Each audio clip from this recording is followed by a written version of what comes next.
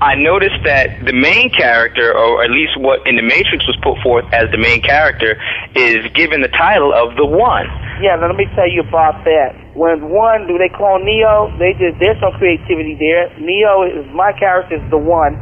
Neo is the anagram for one. It's correct. Flip backwards. See, when people steal from you, let me tell you what the thieves are. They're about flipping everything. Satan is about going the other way. If God is alive, it's L-I-V-E. And if you're living your life backwards and in lies, it's evil. Evil, E-V-I-L. Correct. So anybody who lives their lives in ignorance and backwards is living a lie. That's what it all really is. That's what Satan is about, in confusions and lies. Because when you're going forward and you're dealing with God, you're dealing in truth and things that are living. Correct. Because the living God of the Most High is about life. He's correct. not about death and confusion and decay and ignorance. And all these people who does not want to deal with truth is living in ignorance, and they're going to have to come to a point where they have to deal with their own evolutionary process. I wrote the evolution of consciousness to honor God, and they're going to be the ones who are going to wake up, and then the other ones are going to be like sheep led to slaughter. Let those who have eyes see, and those who have ears hear. So those who will not hear are blind, so let the blind lead the blind, and let the dead bury the dead, because they're spiritually dead, and their name is not written in the book of life, and they shall never rise up. Some people will accept the truth, and other ones won't. I'm like Kanye West. I'm not here to turn atheists into believers. That's not my job. Take them to the water. If they don't drink, that's their problem, and they got to deal with the evolutionary process of it, not me.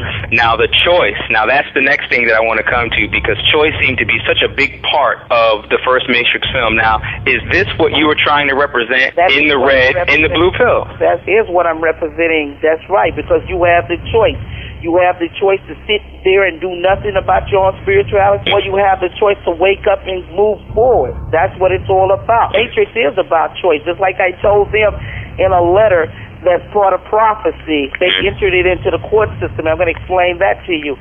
I told them they have the choice to do what is right and come before the world and tell the world the truth, or they can suffer the consequences. They can go on and suffer the consequences. Because look, I invoke the law of God on them. Whether they believe God is real or not, that's irrelevant. I have invoked that law. They entered that law into the court system when they entered the letter. And God is occupying the court system, and He will not be moved, because God is like a physical law. That's what Einstein was trying to tell people with the relativity and so forth. That God is actually a physical law that you can invoke. And these Masons and these Illuminatis and these secret societies, they all know who Sophia Stewart is, and they know what Sophia Stewart has done. And what I guarantee you, people read 1 Samuel's 5th chapter, the Ark of the Covenant.